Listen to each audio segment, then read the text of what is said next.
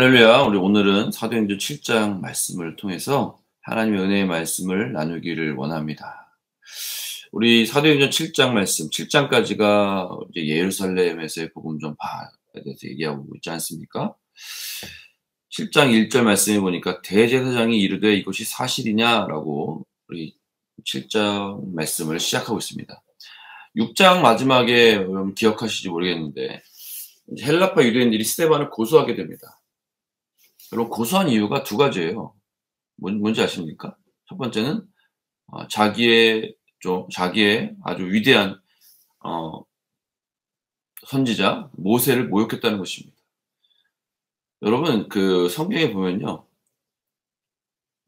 모세만큼 위대한 사람이 없어요. 그렇게 유대인들은요 모세를 가장 위대한 선지자라고 생각합니다. 다윗도요, 솔로몬도요, 그 누구도 모세 정도는 아니에요. 위대하긴 하지만 모세 정도는 아니에요. 모세는요 이스라엘 백성들에게는 가장 위대한 선지자입니다.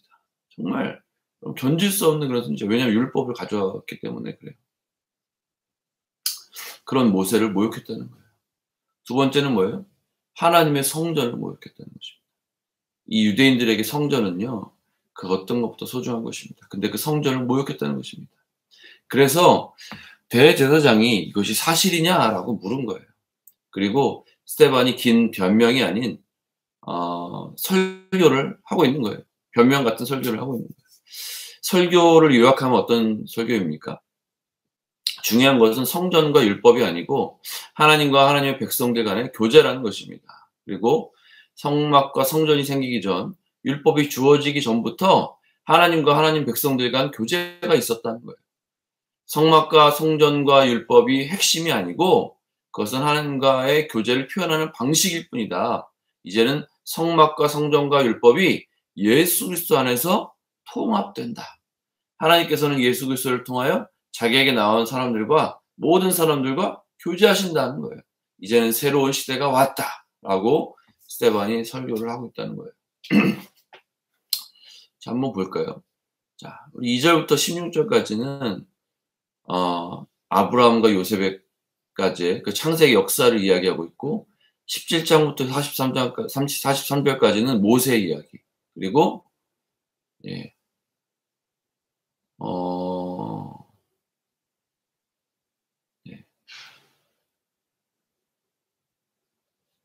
그리고 50절까지, 그리고 56절까지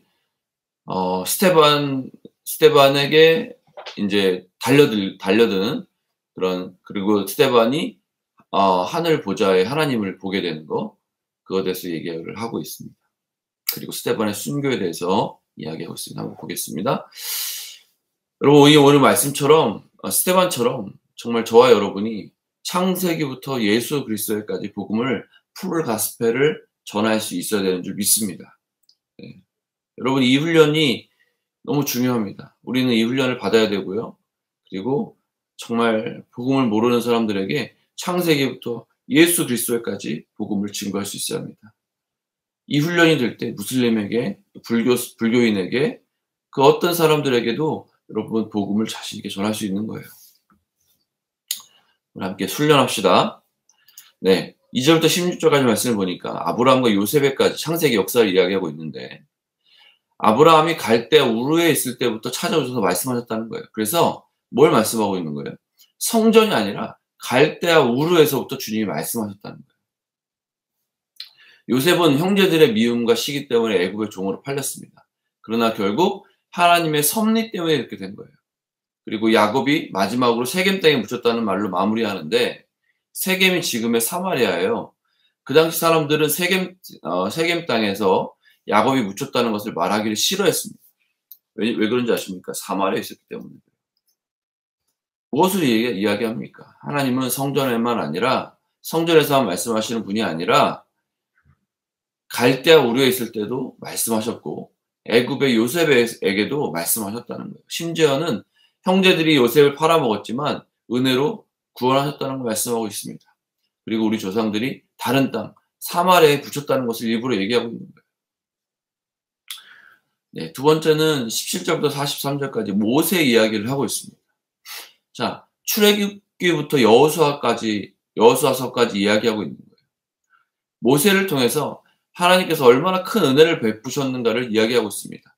이스라엘 백성들을 사랑하셔서 모세라는 사람을 통해서 이스라엘을 기적적으로 이끄시고 은혜로 가나안에 들어가게 하셨다는 것을 이야기하고 있는 거예요. 스데반은 이것을 통해 무엇을 이야기하고 싶어 합니까? 광야에서조차 그들은 계속해서 주님을 거역했다는 거예요. 그런데 그 모세가 나중에 하나님이 너희에게 한 선지자를 보내실 것인데 그분이 바로 예수 그리스도라는 것입니다. 그분의 말을 들으라는 것입니다. 하나님의 백성은요, 계속해서 하나님을 대적했지만 모세라는 선지자를 통해서 포기하지 않으시고 계속해서 사랑하시고 은혜를 베푸신 것을 이야기하고 있습니다. 심지어는 모세를 통해서 하나님께서는 메시아까지 약속했다는 것입니다. 그러나 유대인들은요, 그를 믿지 않았습니다. 특히 히브리파 유대인들이 믿지 않았습니다. 하지만 이방인 사마리아인들이 복음을 믿었다는 거예요. 너무 신기하지 않습니까? 복음을 전할 때 분명히 우리의 말을 들으려고 하지 않는 사람들이 있다는 것입니다. 우리가 복음을 전할 때 우리 말을 듣지 않는 사람들이 있을 거예요. 반드시 있을 것입니다. 근데 중요한 건 뭐예요? 반응이 있는 사람도 반드시 있다는 것입니다. 반드시 우리의 복음을 들으려고 하는 사람이 반드시 있다는 거예요. 그래서 여러분, 복음 전할 때 두려워하지 마십시오. 내가 전하는 이 복음을 들을 수 있는 한 사람이 있다. 오늘 예비한 그 한 사람이 있다. 그 한 사람을 향해서 여러분 복음을 전하는 것입니다.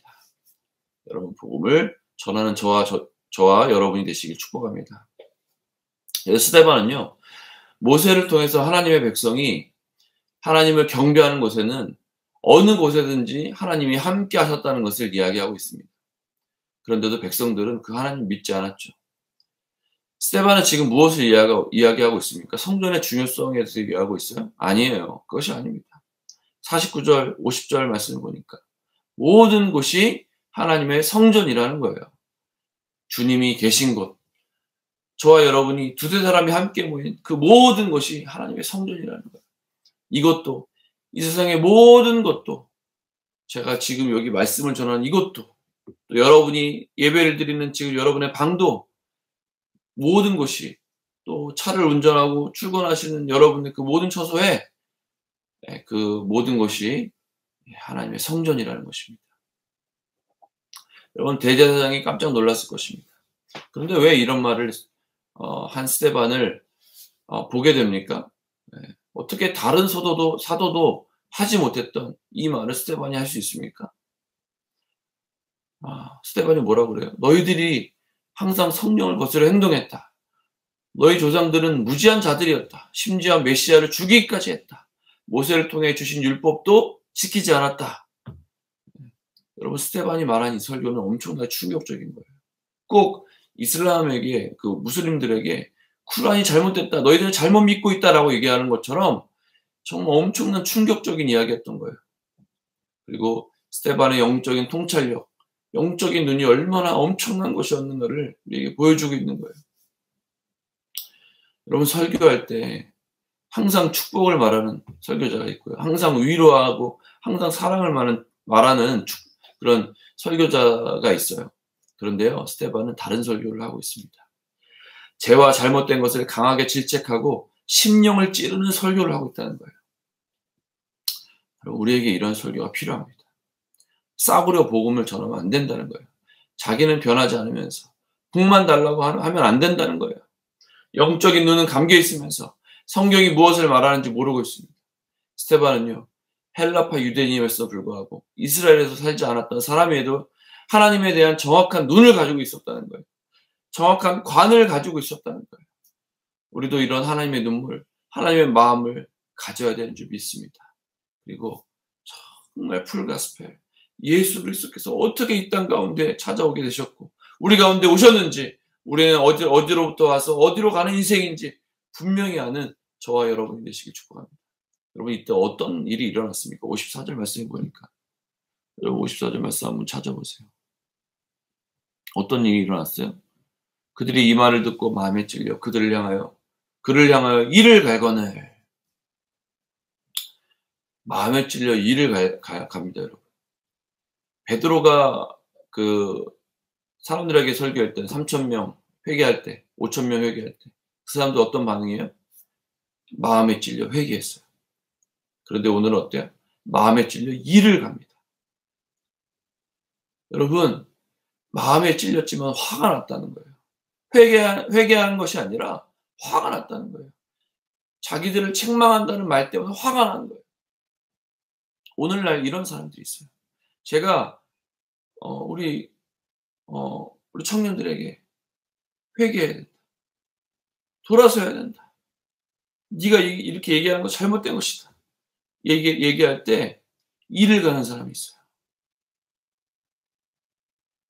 막 화가 치밀어 오르는 사람들이 있어요. 오히려 회개해야 되는데 회개할 기회를 얻었는데 회개하지 않는다는 거예요. 오히려 화를 내는 거예요. 왜 나한테 그래요?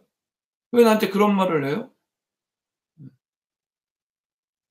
그런 사람들에게 더 이상 얘기하지 않아요.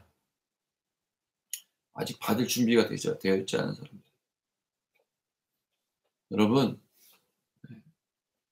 어떤 말이든지 받을 준비를 하시기를 축복합니다.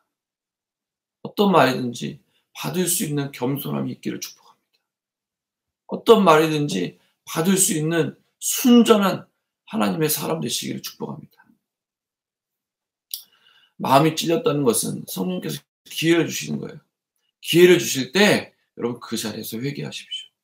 겸손히 그 말을 받을 수 있는 저와 여러분이 되시길 축복합니다. 왜 그들이 이 말을 받을 수 없었을까요? 여러분 자신들의 이익 때문에 그래요. 자존심 때문에 그래요. 경험 때문에 그래요. 지위와 명예 때문에 그런 것입니다. 정말 예수님을 믿는다면, 정말 하나님을 사랑한다면, 주님을 따라가기를 원한다면 여러분 이런 자존심을 내려놓으시길 바랍니다. 이런 쓸데없는 것에서 자유하시기 바랍니다. 이런 것들은요 결국 우리를 망하게 합니다. 55절부터 56절까지 말씀을 보니까 스데반이 성령 충만하여 하늘을 우러러 주목하여 하나님의 영광과 및 예수께서 하나님 우편에 서신 것을 보고 말하되 보라 하늘이 열리고 인자가 하나님 우편에 서신 것을 보노라.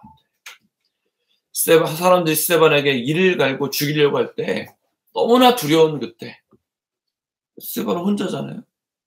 수많은 사람들이 둘러싸여 있어요. 사람들이 이제 스데반을 죽이려고 해요. 근데 스데반이 무엇을 봅니까?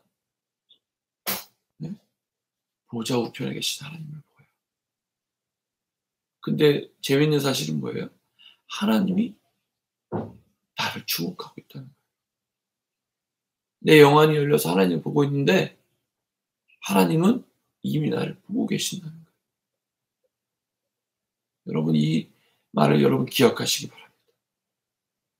여러분 우리가 어려운 가운데 있을 때 복음으로 인해 고난 가운데 있을 때 내가 눈물을 흘리고 있을 때 주님은 이미 나를 주목하고 계세요. 여러분 주님의 임재 가운데 있는 사람은요.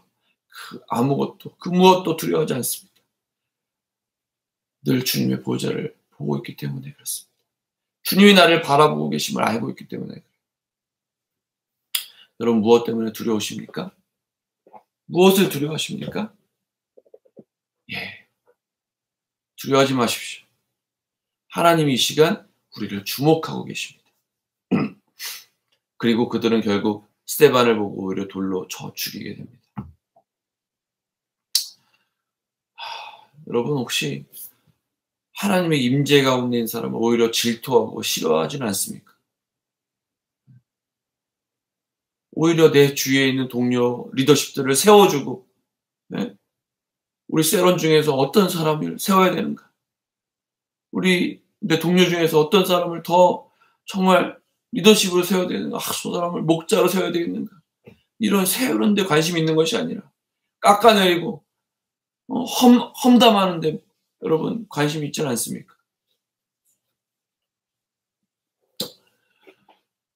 그런데 스데반의 또 이 말의 충격이에요. 60절에 주여 이 죄를 그들에게 돌리지 마옵소서.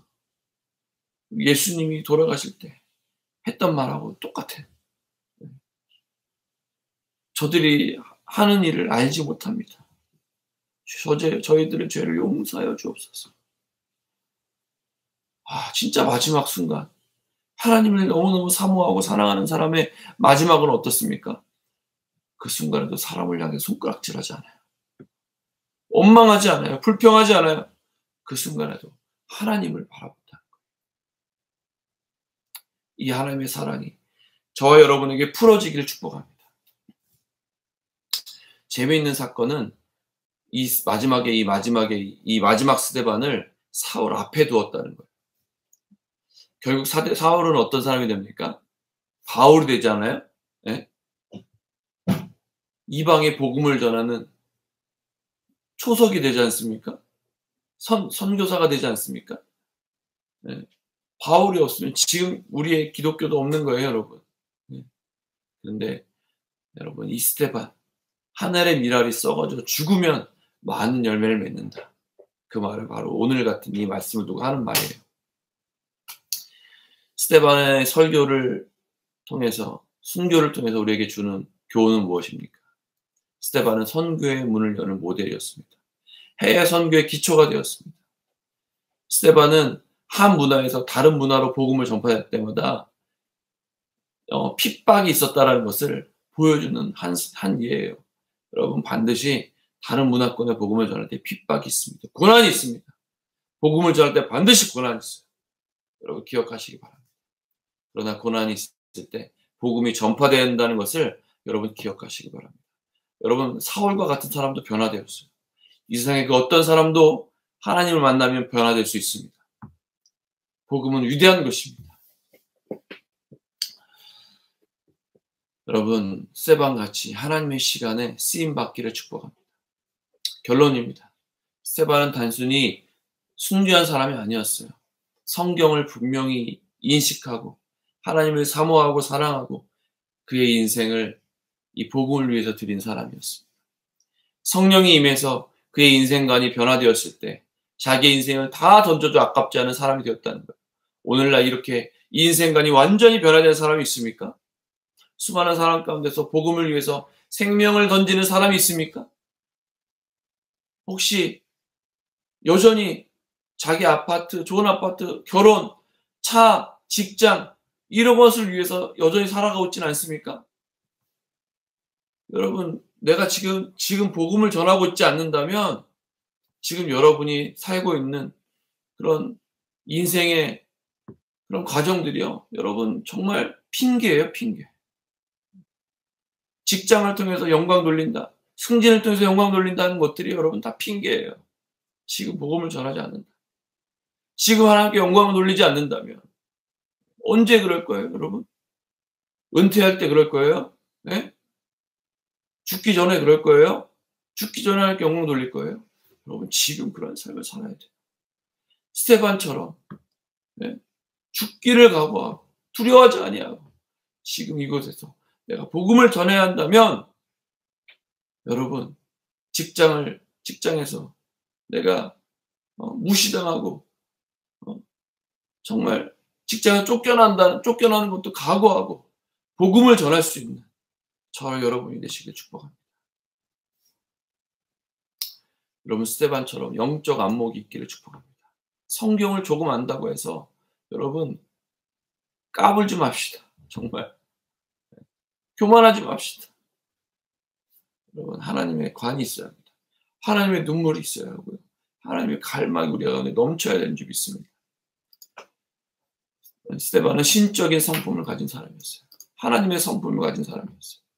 수많은 반대에도 두려워하지 아니하고 오직 복음의 진리만을 일관성 있게 전하는 사람이었습니다.